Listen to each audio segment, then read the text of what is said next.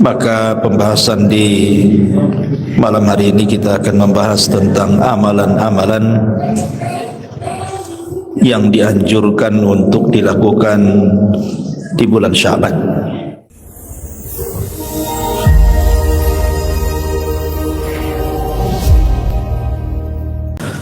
Bismillahirrahmanirrahim.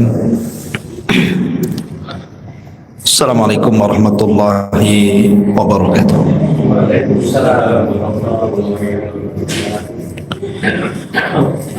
Alhamdulillah, salatu wassalamu ala rasulillah wa ala alihi wa sahbihi wa mawalah wa la hawla wa la quwata illa billahi wa ba'du. Alhamdulillah, segala puja dan puji hanya milik Allah subhanahu wa ta'ala. Salawat dan juga salam kita hadiahkan kepada Rasul kita Nabi besar Muhammad sallallahu alaihi wasallam.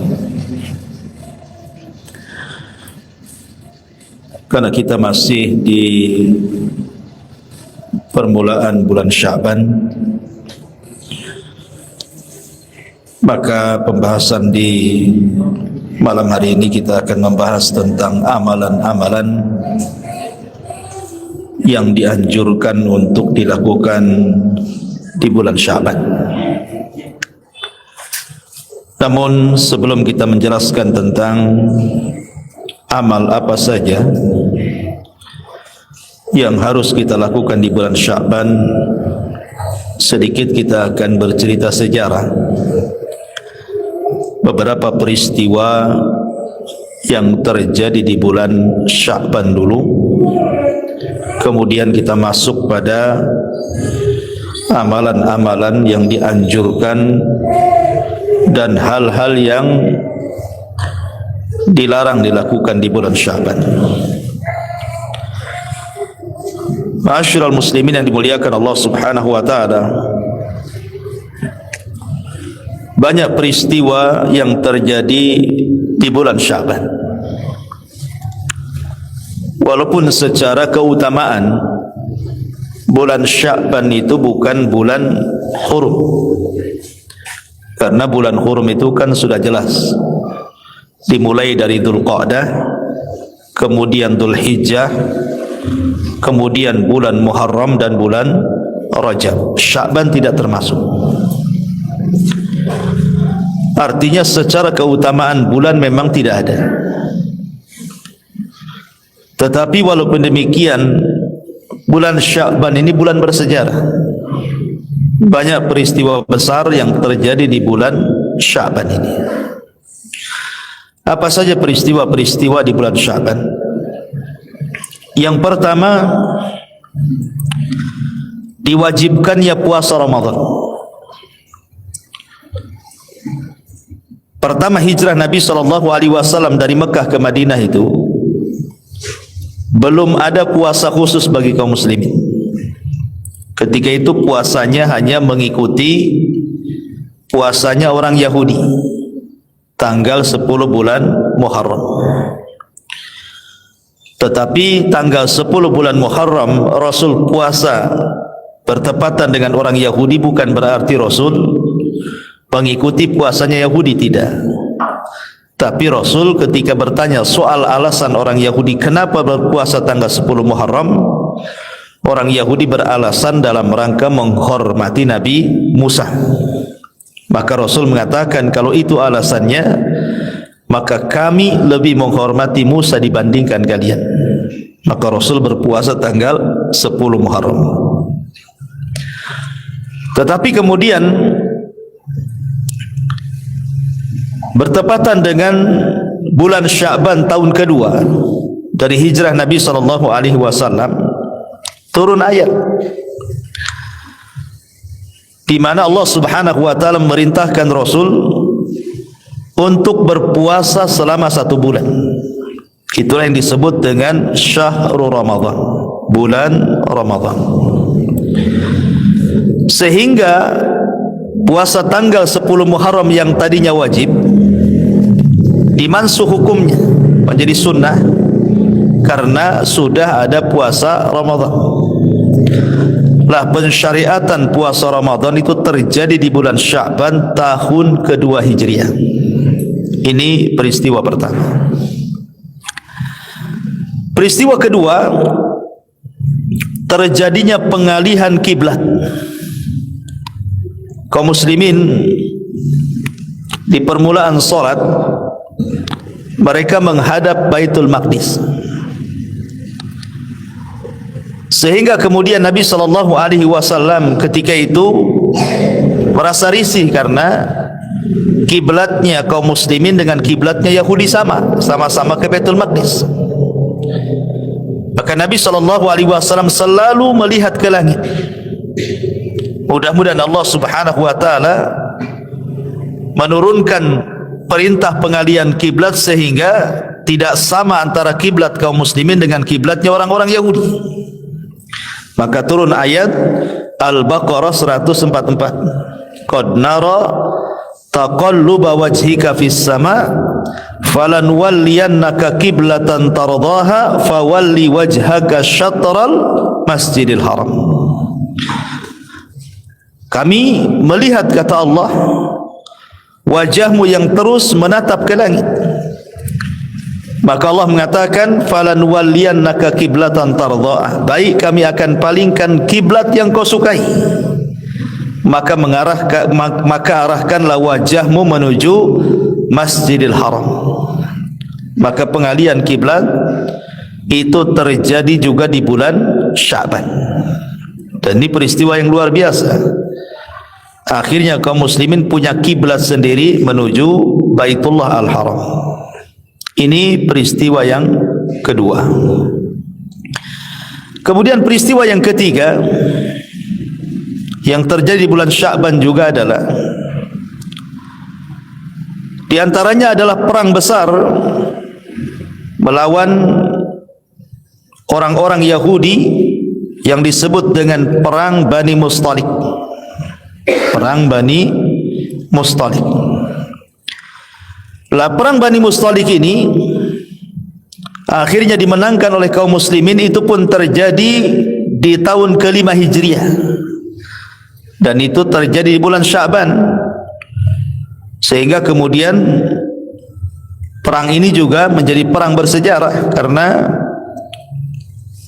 setelah perang ini juga Nabi SAW menikah dengan salah seorang yang bernama Juwairiyah.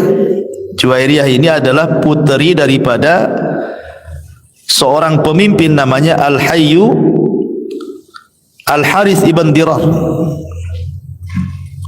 Dan itu pemimpinnya. Kemudian anaknya ditawan, kemudian dimerdekakan dan menikah dengan Nabi SAW. Dan itu terjadi tahun ke-5 tepat di bulan Sya'ban juga, perang Bani Mustalik ini. Kemudian juga di antaranya peristiwa di bulan Sya'ban adalah meninggalnya Utsman ibn Mad'un. Utsman ibn Mad'un. Ingat, Utsman ibn Mad'un ini sahabat yang paling dicintai Nabi, karena termasuk orang-orang yang awal-awal masuk Islam.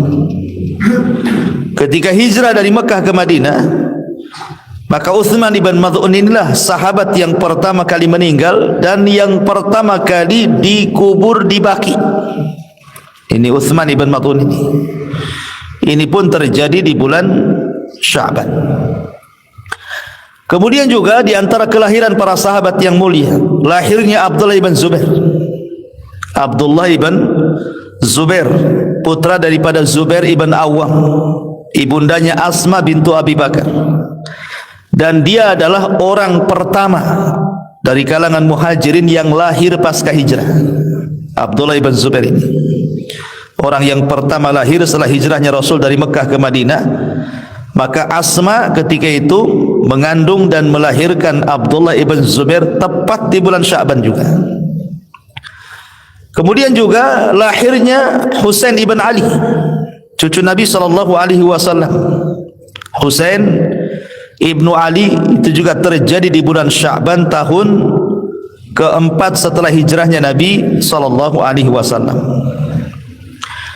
Kemudian juga beberapa syariah. Syariah ini artinya pasukan yang dikirim Nabi SAW, tapi Rasul tidak terlibat dalam pasukan itu. Di antaranya Sariyah Fadak yang ketika itu dipimpin Ali radhiyallahu an, terjadi pada tahun ke-6 Hijriah, juga terjadi di bulan Sya'ban. Kemudian Sariyah Daumatu Jandal, Sariyah Daumatu Jandal, itu pun terjadi pada tahun ke-6, terjadi di bulan Sya'ban. Pemimpinnya Abdurrahman ibn Auf. Kemudian juga Sariyah Umar bin Khattab radhiyallahu an, itu pun terjadi bulan Sya'ban tahun ke-7 setelah hijrah. Kemudian Sariyah Abi Qatadah juga pada tahun ke-8 Hijriah, terjadi di bulan Sya'ban, termasuk perang Al-Jisr. Perang Al-Jisr ini tahun 13 Hijriah, 23 Sya'ban.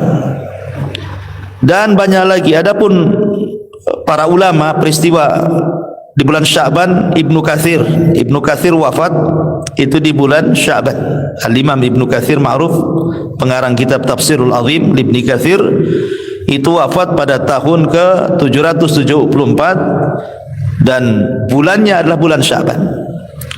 Kemudian juga Al-Imam Ibn Hazm, Imam Ibnu Hazm, seorang ulama Zahiri, itu pun meninggal di bulan Sya'ban, di akhir-akhir bulan Sya'ban tahun 456 Hijriah.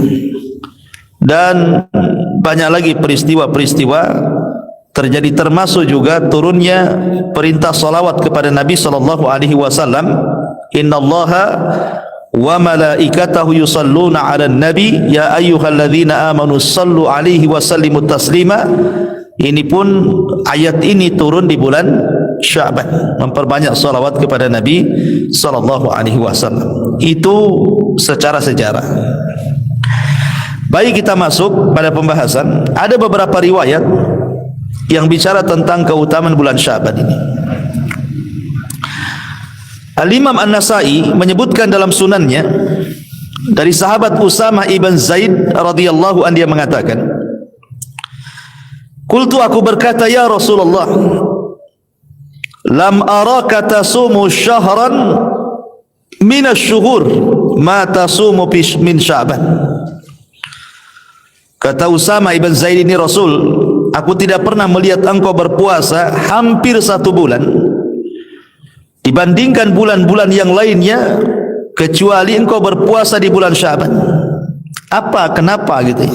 Jadi Rasul itu jarang sholat sunnah itu sampai full hampir 1 bulan.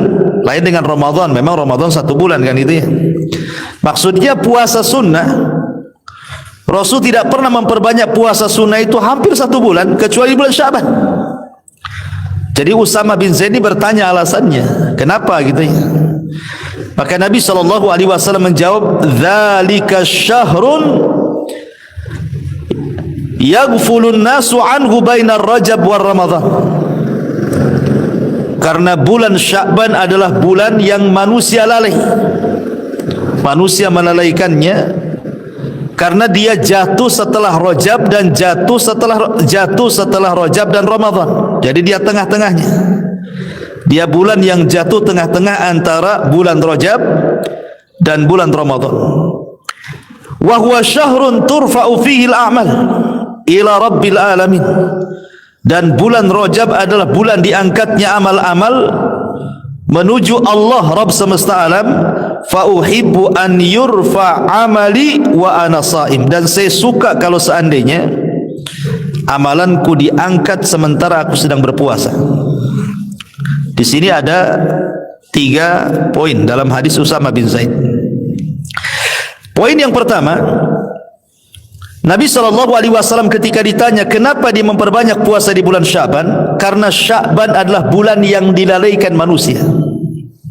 Bulan yang dilalaikan manusia. Kenapa dilalaikan manusia? Karena Sya'ban itu terjepit di antara 2 bulan mulia. Rajab itu bulan mulia karena termasuk Ashhurul Hurum. Ramadan itu lebih mulia lagi karena dia pemimpin bulan-bulan. Sya'ban ini tidak punya keutamaan. Dia terjepit di antara 2 bulan mulia. Sehingga karena orang lebih memperhatikan bulan Rajab, kemudian juga perhatiannya ke Ramadan, Sya'ban ini dilupakan. Sya'ban saja, sebentar lagi kan Ramadan, itu maksudnya. Sehingga kita lihat banyak di bulan Sya'ban itu kebanyakan manusia tidak memperbanyak ibadah. Padahal walaupun demikian kita dianjurkan banyak ibadah. Alasan manusia tidak banyak ibadah di bulan Sya'ban itu karena menyongsong Ramadan. Rata-rata kan sebagian mereka ada yang kerja keras satu bulan Sya'ban ini supaya Ramadan tenang-tenang. Ada yang belanja gitu ya, menghabiskan uang di bulan Sya'ban ini supaya Ramadan alasannya tidak keluar lagi. Banyak perkara-perkara yang manusia dilupakan gitu ya, alasannya menyongsong Ramadan, tetapi malah kemudian meremehkan amalan-amalan di bulan Sya'ban. Makanya kenapa Rasul mengatakan Sya'ban ini terkadang bulan yang dilalaikan manusia, karena terjepit di antara dua bulan mulia. Padahal dalam kaidah para ulama bahwa mengamalkan sesuatu di waktu yang manusia melalaikannya berarti amalan itu memiliki pahala besar.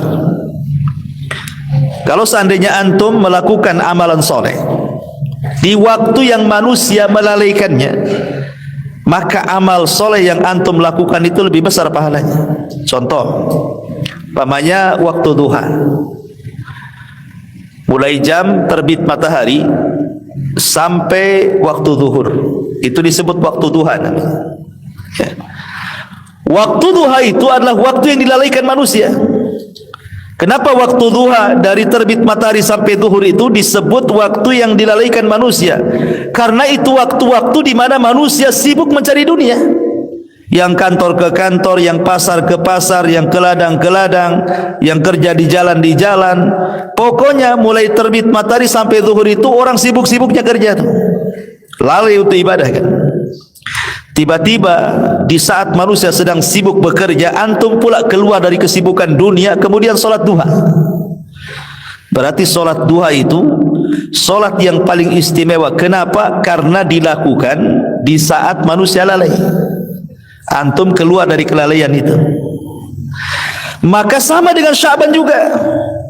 Kalau Sya'ban ini orang lalai dengan bulan Sya'ban karena memikirkan menyongsong Ramadan, sibuk mengumpulkan dunia. Tiba-tiba antum kemudian keluar dari kesibukan itu, antum pikir justru ini bulan kesempatan untuk beramal soleh menyongsong Ramadan, bukan mencari dunia. Maka amalan yang antum lakukan di bulan Sya'ban ini lebih istimewa. Karena apa? Karena dilakukan di saat lalainya manusia. Ini satu perkara. Perkara yang kedua, bahwa amalan yang dilakukan saat lalai manusia itu menunjukkan keikhlasan. Menunjukkan keikhlasan. Seperti yang saya contohkan tadi, orang ketika sibuk bekerja, tiba-tiba antum keluar dari kesibukan orang, tiba-tiba sholat. Itu tidak bisa dilakukan kecuali orang ikhlas. Tidak bisa dilakukan kecuali orang ikhlas, ikhwan. Coba orang sibuk bekerja di pasar, di kantor, di ladang, di jalan, tiba-tiba antum nyempatkan dirilah waktu di tengah-tengah kerja itu, entah datang antum di pasar itu pas jam 9, jam 10, nyempatkan sebentar ke sini, kemudian sholat duha, kemudian balik lagi. Itu tidak bisa dilakukan kecuali orang ikhlas, ikhwan. Ya, sebab kalau tidak ikhlas kan mikir, ini ke masjid ini jauh juga, nanti banyak yang beli, macam mana dagangan, macam-macam kan berpikirnya kan. Nah, sehingga orang yang melakukan hal-hal yang waktu-waktu dilalaikan manusia itu menunjukkan keikhlasan dia. Ini poin yang kedua. Poin yang ketiga, bahwa ketika kita keluar dari kelalaian manusia, itu menunjukkan apa? Kita memiliki amalan yang tersembunyi antara kita dengan Allah. Karena di waktu manusia sedang mengejar dunia, lalai dengan ibadah itu, manusia tidak memperhatikan orang. Karena mereka sibuk sendiri-sendiri kan. Yang kerja di ladang sibuk dengan ladangnya, yang kerja di kantor sibuk dengan kantornya, yang di pasar ya sibuk dengan pasarnya, tidak mungkin memperhatikan orang. Sehingga kalau dia keluar dari kelalaian orang itu, hakikatnya dia sedang melakukan amalan yang bersendirian. antara dia dengan Allah Subhanahu wa taala, dan itu amalan yang luar biasa. Amalan yang tidak ada yang tahu kecuali dia dengan Allah Subhanahu wa taala saja. Saya contohkan hadis Abu Umamah. Ketika Nabi sallallahu alaihi wasallam tergerak untuk datang ke masjid di luar waktu salat, ketika waktu duha. Kan orang lagi sibuk tuh di masjid, enggak ada orang. Nabi datang ke masjid. Tentu yang menggerakkan Allah untuk Rasul itu datang ke masjid. Rupanya dalam masjid itu ada seorang laki-laki namanya Abu Umamah. Kemudian Nabi SAW mengatakan, "Ya Aba Umamah, ngapain kau di masjid? Ini bukan waktu sholat," katanya. "Ini waktunya orang kerja, ngapain kau di sini?" Maka Abu Umamah mengatakan, "Ya Rasulullah, humumun lazimatni wa duyunun." Rasul, bingung aku, katanya. Keluh kesah, gelisah, banyak hutang Rasul, katanya. Maka Nabi SAW mengatakan, "Ya Aba Umamah, maukah ku ajarkan kepadamu satu kalimat yang kalau kau baca di pagi dan sore hari, ku jamin bingungmu hilang, hutangmu terlunasi," katanya. Maka Abu Umamah mengatakan, "Tentu wahai Rasul." "Apa kalimat-kalimat itu?" Maka Nabi SAW mengatakan, "Qul ya Aba Umamah," katakan ya Aba Umamah, "Allahumma inni a'udzubika minal hammi wal hazan." Ya Allah, aku berlindung kepadamu minal hammi wal hazan, dari kebingungan dan kesedihan. Minal ajzi wal kasar, dari kelemahan dan juga kemalasan. Minal jubni wal bukhli, dari ketakutan dan kebakhilan. Wa min ghalabatil daini wa qahrir rijal, dan berlindung kepadamu ya Rabb dari terkalahkan hutang atau dikalahkan manusia. Maka Abu Umamah mengatakan, ketika aku terus melakukan amalan ini pagi dan petang, maka dalam waktu yang sebentar Allah hilangkan duka citaku dan Allah lunasi hutang-hutangku. Syahidnya di sinilah Abu Umamah bersendirian dengan Allah. Ketika dia sedih, stres, banyak hutang, banyak masalah, kemana dia mengadu? Ke masjid. Karena masjid itulah silah antara kita dengan Allah. Hubungan kita dengan Allah itu paling dekat di masjid.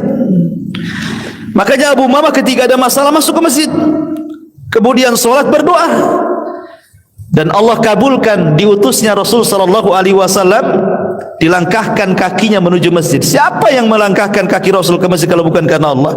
Siapa yang menggerakkannya? Doanya Abu Umamah. Ya. Jadi amalan bersendirian dengan Allah itu bisa menggerakkan semuanya. Jadi itu amalan yang luar biasa. Lah orang yang melakukan amalan di bulan Sya'ban itu hakikatnya dia sedang bersendirian dia dengan Allah, karena bulan ini bulan dilalaikan manusia. Ini 3 poin. Yang pertama, bahwa bulan Sya'ban itu bulan yang dilalaikan manusia antara Rajab dan Ramadan. Yang kedua, dalam hadis ini Nabi SAW mengatakan, wa huwa syahrun turfa'u fihi al-a'mal ila rabbil alamin. Bulan Sya'ban itu adalah bulan diangkatnya amal-amalan menuju Rabbul Alamin, Allah Subhanahu wa taala. Ma'asyiral muslimin yang dimuliakan Allah Azza wa Jalla, kita tahu bahwa amalan kita ini diangkat oleh Allah Subhanahu wa taala lewat para malaikat itu di tiga waktu. Di 3 waktu. Maksudnya ada yang sifatnya harian, ada yang sifatnya pekanan, mingguan, ada yang sifatnya tahunan. Adapun yang sifatnya harian itu berdasarkan hadis Nabi sallallahu alaihi wasallam. Kata Nabi sallallahu alaihi wasallam, yata'aqabuna fikum malaikatul laili wa malaikatun nahar. Jadi Allah Subhanahu wa taala setiap hari itu menugaskan ada malaikat-malaikat itu yang mencatat kebaikan. Ada yang mencatat di siang hari, ada yang mencatat di malam hari. Malaikat ini tugasnya mencatat kebaikan saja, dia tidak mencatat keburukan. Karena sudah ada Raqib dan Atid. Kalau Raqib dan Atid kan semua dicatat dia. Tapi malaikat-malaikat ini dia tidak mencatat kecuali kebaikan. kebaikan yang dilakukan hamba Allah di malam hari dan kebaikan yang dilakukan hamba Allah di malam hari. Jadi ada dua sip malaikat, ada malaikat sip siang, ada malaikat sip malam. Ya. Makanya Rasul mengatakan malaikatul bil laili wa malaikatu bin nahar. Ada malaikat yang ditugas di malam hari, ada malaikat yang bertugas di siang hari. Jadi ada sip-sipan malaikat ini. Wa yastami'una fi salati subhi wa salatil asri. Di mana dua malaikat ini berjumpa di dua salat. Pertama salat asar, yang kedua salat subuh. Thumma ya'rujul ladzina batu fikum fayas'aluhumullah wa huwa a'lam bihim kaifa taraktum ibadi fayaquluna taraknahum wa hum yusallun wa atainahum wa hum yusallun. Lah ketika malaikat ini berjumpa di dua waktu ini, jadi malaikat malam mulai dari asar sudah mencatat amal kita ini, apa saja setelah asar amalan-amalan kita itu. Kemudian habis maghrib apa saja yang kita lakukan. Kemudian habis isya apa saja kita lakukan. Kemudian sebelum tidur apa saja yang kita lakukan. Terus sampai ketika bangun tidur, apa yang dilakukan dari kebaikan terus dipantau malaikat ini dan dicatat sampai waktu subuh. Lah ketika datang waktu subuh, manusia sudah solat subuh, sedang solat subuh, terhentilah catatan malaikat malam ini untuk ganti sip. Ya. Jadi setelah malaikat malam mencatat kebaikan kita itu, maka mereka di waktu manusia sedang solat subuh, mereka naik. Ketika mereka naik, turun malaikat yang mencatat kebaikan di siang hari. Kemudian akan mencatat kebaikan kita selepas subuh, zuhur, sampai waktu asar. Nanti di waktu asar nih, malaikat yang mencatat kebaikan di siang hari, di saat manusia sedang solat, maka malaikat naik. Di waktu yang sama malaikat yang mencatat kebaikan di malam hari turun. Begitu setiap harinya. Pertemuannya di waktu subuh dan asar. Lah setiap malaikat nih yang sudah mencatat kebaikan-kebaikan hamba-hamba ini, baik siang ataupun malam, langsung menghadap Allah. Maka Allah Subhanahu wa taala bertanya, "Ma taraktum ibadi?" Sedang apa kau tinggalkan hamba-hambaku? Maka malaikat-malaikat, padahal Allah sudah tahu, tentu Allah bertanya seperti itu, bukan berarti Allah jahil, tidak, Allah tahu. Tetapi Allah Subhanahu wa taala hanya ingin menanya saja, padahal dia sudah tahu. Maka para malaikat ini mengatakan, taraknahum wa hum yusallun wa atainahum wa hum yusallun. Kami tinggalkan mereka sedang solat dan kami datang mereka sedang solat. Maksudnya kami tinggalkan mereka sedang solat subuh dan kami datang mereka sedang solat asar. Jadi dua solat itulah pertemuannya. Ini namanya amalan harian. Setiap hari amalan kita diangkat, waktu asar dan subuh. Makanya kenapa dua waktu solat ini istimewa. Rasulullah SAW sampai mengatakan, man hafadhu ala baradaini dakhalal jannah. Siapa yang menjaga dua waktu solat ini dijamin masuk surga. Maksudnya subuh dan asar. Dan sebagian ulama mengatakan subuh dan asar itu disebut dengan solat wusta, yang Allah katakan hafidhu ala salawati was salatil wusta. Jaga oleh kalian dua solat wusta. Solat wusta itu maksudnya solat asar ataupun solat subuh. Walaupun khilaf mana sebenarnya yang dimaksud solat wusta, asarkah subuhkah? Ada yang mengatakan asar, ada yang mengatakan subuh. Bagi yang mengatakan asar solat wusta berdasarkan nas. Ketika Nabi perang Khandaq, Rasul sampai tidak sempat solat asar kecuali waktu maghrib. Rasul marah dan mengatakan, semoga Allah memenuhi kuburan-kuburan orang-orang musyrik itu karena mereka mengakhirkan solat wusta pada waktunya. Lah ketika itu Rasul mengakhirkan solat asar. Berarti berdasarkan nas bahwa solat wusta itu solat asar. Bagi yang mengatakan bahwa solat wusta itu solat subuh, karena solat subuh itu solat pertengahan, dia tidak ada gandengannya. Zuhur ada gandengannya dengan asar, maghrib ada gandengannya dengan isya, subuh tidak ada. Makanya dia satu-satunya solat yang tidak bisa dijamak. Ya kan, yang bisa dijamakan zuhur dengan asar itu kalau solat siang. Kalau solat malam maghrib dengan isya, subuh tidak bisa. Dia tidak bisa dijamak dengan isya, nggak bisa juga dijamak dengan zuhur. dia sendiri. Ya, makanya disebut wusta, dia tengah-tengah, dia enggak ada gandengannya dia. Dia tidak masuk pada solat malam, maghrib dengan isya, dia tidak masuk pada solat siang, zuhur dengan asar, makanya disebut wusta. Ada juga yang mengatakan seperti itu. Ini yang pertama. Amalan kita setiap hari itu diangkat pada waktu asar dan pada waktu subuh. Yang kedua, yang sifatnya mingguan atau pekanan berdasarkan hadis yang dikeluarkan Imam Muslim dari Abi Hurairah radhiyallahu anhu. Nabi SAW mengatakan, tuftahu abwabul jannati yaumal itsnaini wa yaumal khamis. Allah Subhanahu wa taala membuka pintu-pintu surga di hari Senin dan di hari Kamis. Fayughfar likulli 'abdin la yusyrik billahi syai'an illa rajulan kanat bainahu wa baina akhihi syahna. Maka akan diampuni pada tiap-tiap hamba yang tidak menyekutukan Allah sedikit pun, kecuali seseorang yang punya masalah dengan saudaranya, bertengkar dengan saudaranya, maka tidak akan diangkat amalannya. Jadi yang sifatnya pekanan, amalan kita diangkat setiap Senin dan Kamis. Makanya di situ ada syariat puasa Senin Kamis, ya. Lah yang sifatnya tahunan, inilah di bulan Sya'ban. Di bulan Sya'ban sifatnya tahunan. Allah angkat amalan kita setiap setahun sekali di bulan Sya'ban. Tetapi perlu diketahui bahwa tidak ada satupun riwayat yang sahih, tidak ada satupun riwayat yang sahih yang bicara tentang keutamaan nisfu Sya'ban. Tidak ada. Tidak ada satupun riwayat yang sahih, sekali lagi, yang berbicara tentang keutamaan nisfu Sya'ban, pertengahan Sya'ban, kecuali satu riwayat. Satu riwayat. Inilah satu-satunya hadis yang disahihkan oleh Syekh Nasiruddin Al-Albani rahimahullah ta'ala.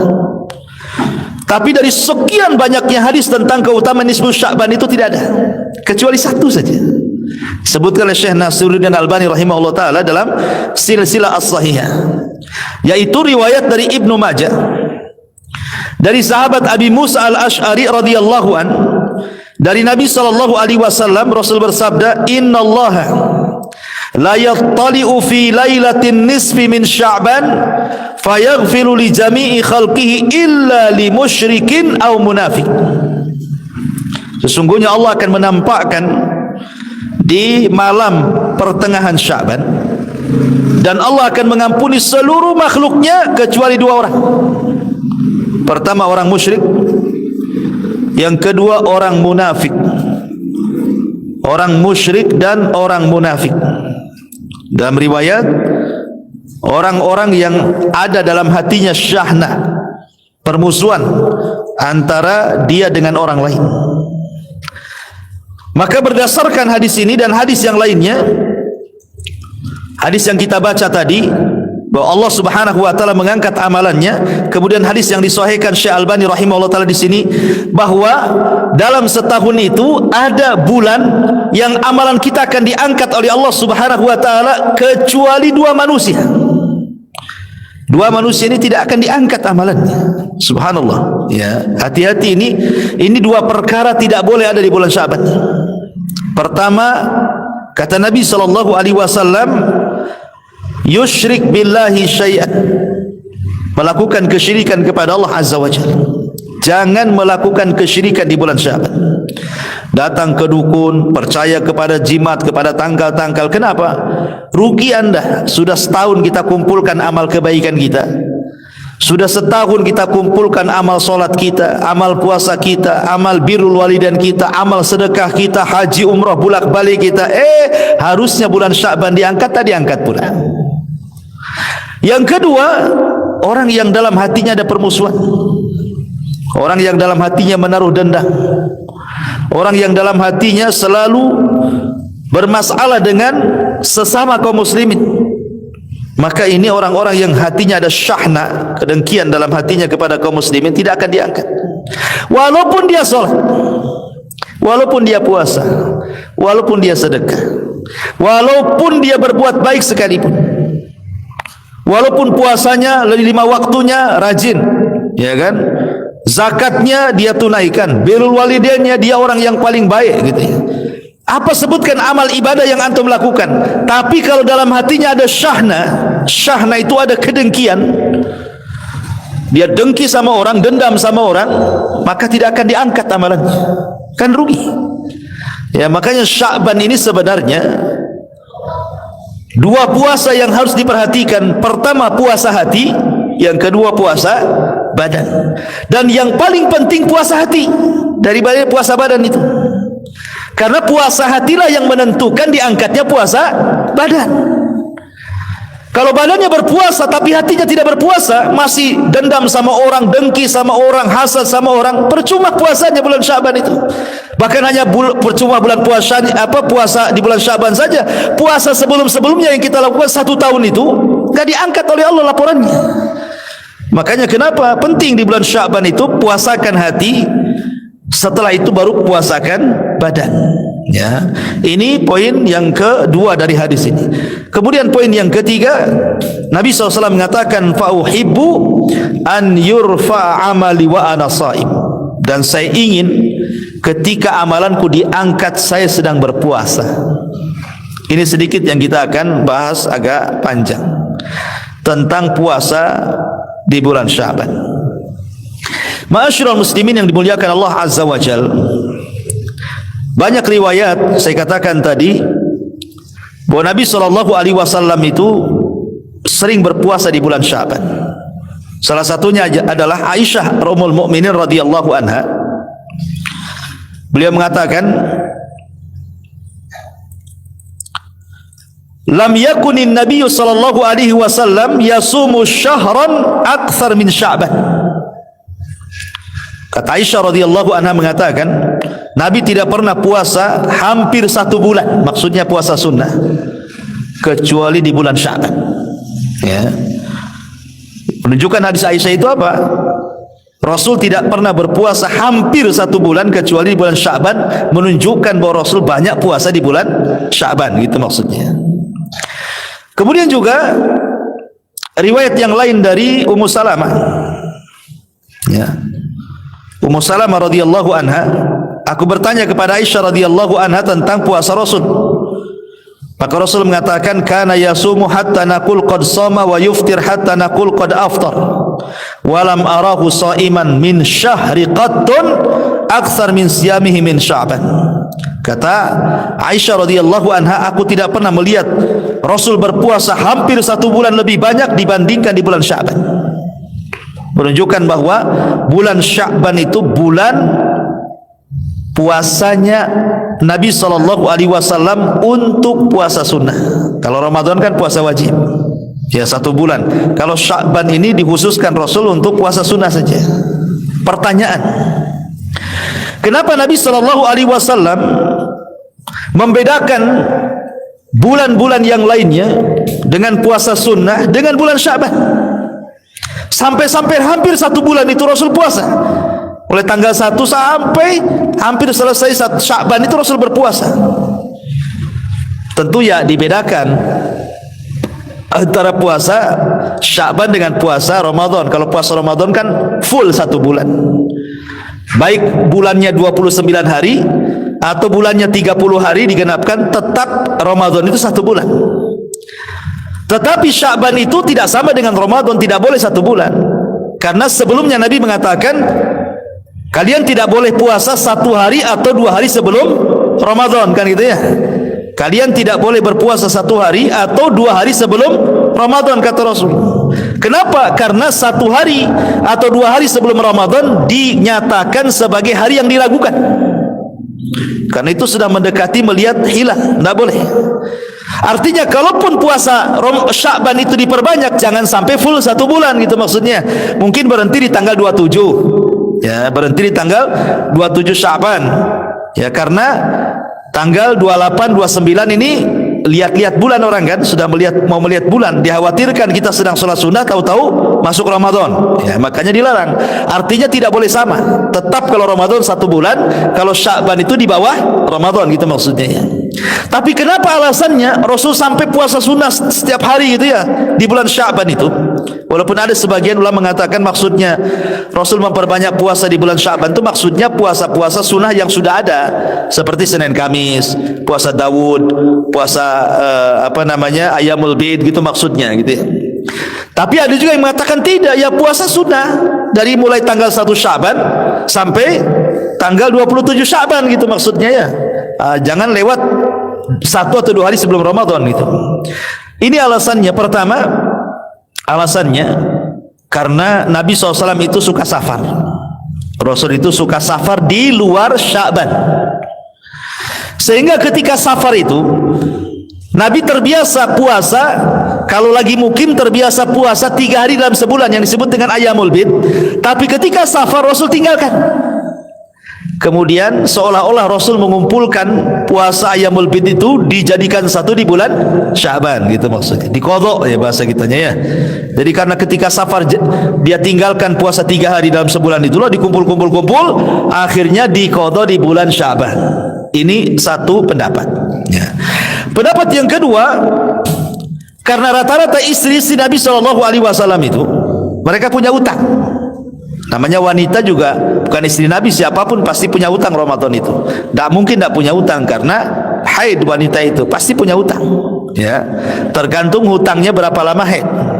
Lah istri si Nabi SAW itu kalau mereka punya utang, terkadang mereka itu mengqadhanya di bulan Sya'ban, sehingga Nabi SAW menemani mereka puasa ya. Karena istri-istrinya puasa, Rasul ikut puasa. Saya paham ya. Jadi ada yang mengatakan seperti itu. Jadi Rasul memperbanyak puasa di bulan Sya'ban itu karena mengikuti puasa istri-istrinya. Ini satu pendapat. Pendapat yang kedua ada yang mengatakan seperti itu. Pendapat yang ketiga, dan inilah pendapat yang paling rajih wallahu alam ya, maksudnya pendapat inilah yang lebih banyak dipilih para ulama, karena bulan Sya'ban itu bulan yang dilalaikan manusia, yang sudah saya jelaskan tadi. Karena bulan Sya'ban itu bulan yang dilalaikan manusia, karena dianggapnya bukan bulan mulia, lewat begitu saja, ntar lagi Ramadan kok gitu ya. Makanya Rasul itu ingin memperbanyak puasa di saat lalainya manusia, maka Rasul berpuasa hampir 1 bulan full. Ya tentu berbeda dengan wajib. Ya, itu 3 alasan kenapa Nabi SAW memperbanyak puasa di bulan Sya'ban. Tentu hikmahnya salah satunya yang paling besar adalah persiapan masuknya Ramadan. Itu hikmah yang paling besar. Kenapa kita disuruh memperbanyak puasa, baca Quran, qiyamul lail di bulan Sya'ban itu? Supaya ketika masuk Ramadan kita ringan. Ya, ringan untuk berpuasa karena sudah terbiasa puasa di bulan Sya'ban. Dan ini disebutkan oleh para ulama salaf seperti Salamah ibn Kuhail rahimahullahu taala mengatakan, Syahrul Sya'ban syahrul qurra. Bahwa bulan Sya'ban itu bulannya orang yang suka menghatamkan Quran. Bulannya orang-orang yang gemar dengan Al-Quran. Wa kana Habib ibn Abi Thabit rahimahullahu taala, idza dakhala Sya'ban, apabila masuk bulan Sya'ban, dia mengatakan hada syahrul qurra, ini bulannya para pencipta Quran. Jadi para ulama salaf itu menjadikan bulan Sya'ban itu bulan murajaah Al-Quran. Mereka memperbanyak baca Quran, menghafal Quran, murajaah lagi Al-Quran, supaya ketika masuk Ramadan mereka punya hafalan. Mungkin hafalannya sudah lancar bacaannya, sehingga kalau menghatamkan di bulan Ramadan cepat ya. Juga dikatakan oleh Amr ibn Qais Al-Mala'i rahimahullahu taala, idza dakhala Sya'ban aghlaq hanutahu wa tafarraga li qiraatil Quran.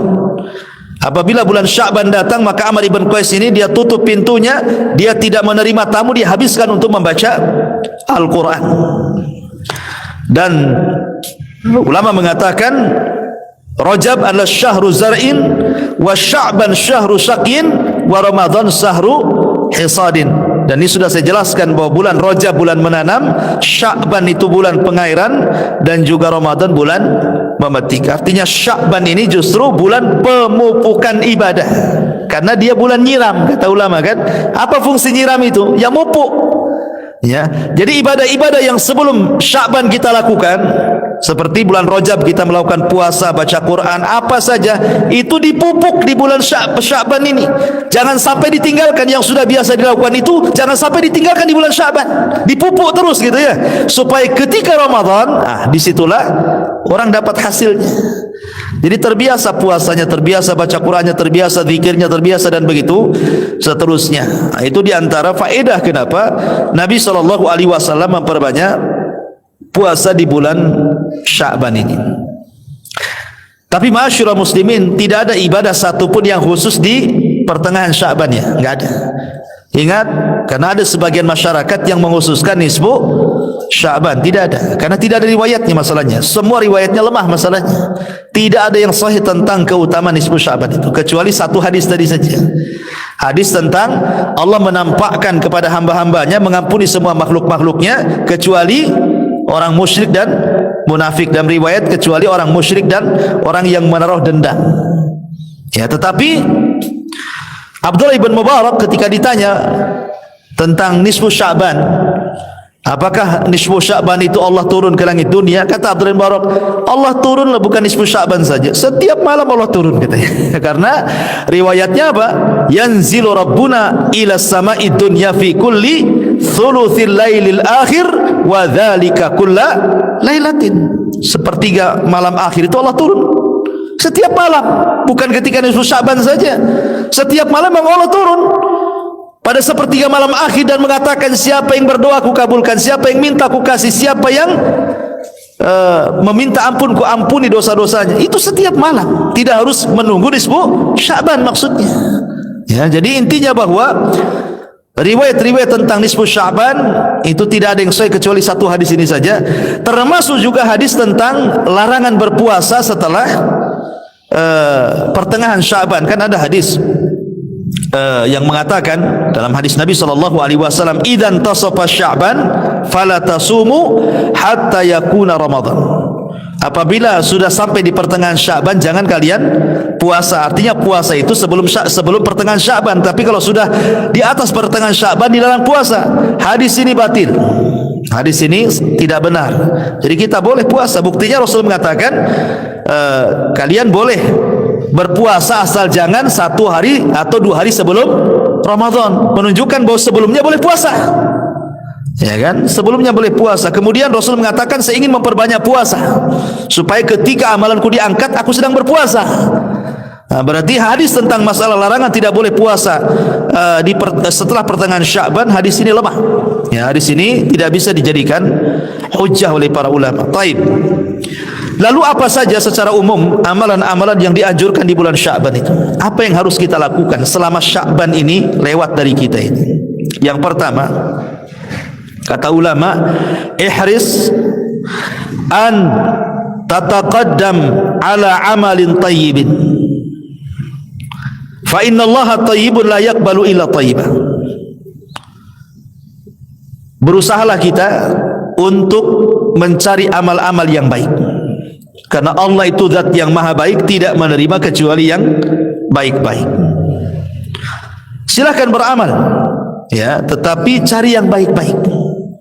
Seperti mamanya seseorang mencari nafkah untuk keluarga, cari yang baik-baik. Beri istri dan anak kita itu dari makanan yang halal. Karena Allah maha baik, tidak menerima kecuali yang baik-baik. Supaya amalan kita ini mencari nafkah selama setahun untuk keluarga kita, di bulan Sya'ban ini diangkat oleh Allah Azza wa Jalla. Ini yang pertama. Yang kedua, iqran amalaka bil ikhlas. Usahakan di bulan Sya'ban ini berusaha untuk ikhlas. Ikhlas karena Allah Subhanahu wa taala. Jangan sampai kemudian seseorang beramal itu karena riya. Ya, orang karena terbiasa beramal, riya itu sulit ditinggalkan biasanya. Mau sedekah maunya ya diumumkan namanya gitu ya. Tolonglah kasihlah itu nama saya, itu cantumkanlah di situ katanya. Atau kasih di grup kalau bisa disebar, jadi makin tahu siapa saya. Wah, ini repot kan. Jadi kalau bisa ikhlaskan apa saja, karena ini hari diangkatnya amal. Kemudian yang nomor 3, perbanyaklah amalan-amalan yang bersendirian antara kita dengan Allah. Mumpung di bulan Sya'ban ini bulan diangkatnya amal, maka terbiasakan beramal yang tidak ada yang tahu kecuali kita dengan Allah Subhanahu wa taala. Kemudian yang keempat, ihdar asyahna. Hindari perpecahan, dendam, hasad, permusuhan, dengki dengan manusia. Karena ini amalan yang bisa amalan kita tidak diangkat oleh Allah Azza wa Jalla. Kemudian yang ke nomor 5, dawamu alal amali as-salihati. Berusaha istiqomah untuk melakukan amal saleh. Dan sebaik-baik amal itu yang istiqomah walaupun sedikit. Ya, walaupun sedikit. Pamannya setiap harilah, ini bulan Sya'ban, tak habis sholat. Kan sekarang sudah ada handphone, ikhwan. Sekarang nggak ada alasan baik laki-laki ataupun wanita tidak baca handphone. Pamannya perempuan mengatakan, saya lagi head Ustaz, kan tidak boleh pegang mushaf. Betul kita katakan wanita tidak boleh pegang mushaf, tapi wanita tidak dilarang pegang handphone. Ingat ya, wanita memang dilarang pegang mushaf, tetapi wanita tidak dilarang pegang handphone, sehingga tidak ada alasan untuk tidak baca Quran. Kan di handphone ada aplikasi Quran, kita bisa buka kan. Ketika kita menyentuh, umpamanya ini handphone nih, ada aplikasi Quran, kemudian kita sentuh seperti ini, apa kita sedang menyentuh mushaf? Tidak, kita sedang menyentuh kaca handphone. Ya, beda kalau mushaf cetakan. Kalau mushaf cetakan, wanita head mengambil kemudian disentuh, dia sedang menyentuh mushaf, nggak boleh. Ya, nggak boleh menyentuh mushaf tuh. Tapi kalau menyentuh handphone nggak ada larangan, karena handphone ini bukan mushaf. Kenapa dikatakan bukan mushaf? Karena handphone ini mushafnya kadang tenggelam, kadang muncul, tergantung kita. Kadang kita bisa tenggelamkan, kita alih program lain hilang dia. Kalau kita munculkan, kita tombol muncul lagi kan gitu ya. Berarti ini bukan mushaf. Ini hanya alat elektronik saja. Makanya para ulama kontemporer ketika membahas masalah hukum mushaf elektronik dengan mushaf cetakan yang ma'ruf Utsmani, itu beda.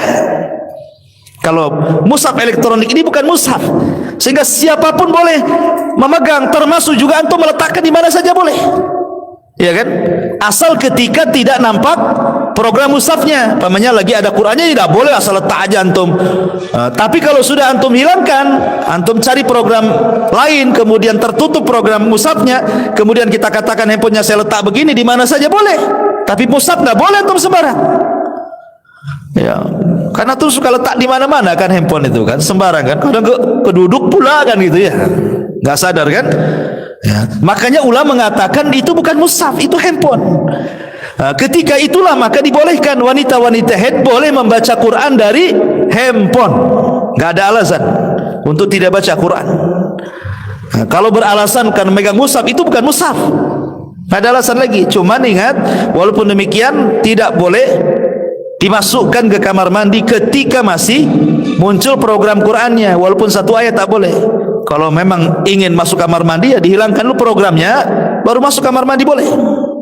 Tapi mushaf tidak boleh, walaupun sudah ditutup gitu kan, kamar mandi tidak boleh kan itu ya. Nah, itulah perbedaan mushaf elektronik dengan mushaf Al-Quran, ya kan. Artinya di bulan Sya'ban ini perbanyak wanita-wanita yang haid pun baca Quran, gak apa-apa. Jangan dari mushaf, dari mushaf elektronik, maksudnya dari handphone, nggak ada alasan, ya, nggak ada uzur lagi. Sekarang Allah mudahkan loh, dengan adanya handphone itu Allah mudahkan. Dulu kita bawa Quran kemana-mana malu, kalau kita bawa nenteng-nenteng mushaf kemana-mana malu, ya kan, apalagi anak-anak muda, ya. Tapi sekarang bawa handphone kemana-mana, justru kalau tidak bawa handphone malu. Terbalik, ya, orang sekarang kalau tidak bawa handphone malu kan. Artinya di tangan itu ada mushaf terus, kita bisa bawa mushaf kemana-mana sekarang. Nggak ada alasan antum tidak baca mushaf lagi, karena handphone udah, kalau ketinggalan aja masih terpikir ketinggalan handphone dibandingkan ketinggalan dompet. Jadi nggak ada alasan lagi untuk tidak baca Quran dari handphone. Makanya di bulan Sya'ban, sekali lagi, bahwa bulan Sya'banlah bulan yang sangat istimewa. Kata ulama, perbanyak membaca Al-Quran, karena menghadapi bulan Quran Ramadan gitu ya. Kemudian juga perbanyak doa, an yatakabbalallahu minka, semoga Allah Subhanahu wa taala menerima amalan-amalan kita kepada Allah Subhanahu wa taala di bulan Sya'ban ini, dan berdoa kepada Allah juga agar kita diberikan usia panjang sehingga bisa menyongsong Ramadan. Ya, karena siapa yang tahu usialah, Allah saja yang tahu. Kadang-kadang kita berharap Ramadan tahun ini ketemu, tapi Allah tidak takdirkan meninggal pula di bulan Sya'ban. Nah, makanya minta kepada Allah umur panjang, umur yang berkah, supaya kita berjumpa dengan Ramadan. Ini diantara amalan-amalan yang dianjurkan di bulan Sya'ban secara umum. Wallahu a'lam bishawab. Mudah-mudahan ada manfaatnya. Karena kondisi juga masih kurang fit, ikhwan. Ya, kita cukup sampai di sini. Subhanakal bihamdika asyhadu an la ilaha illa anta astaghfiruka wa atubu ilaik. Allahu ta'ala. Assalamualaikum warahmatullahi wabarakatuh. Waalaikumsalam.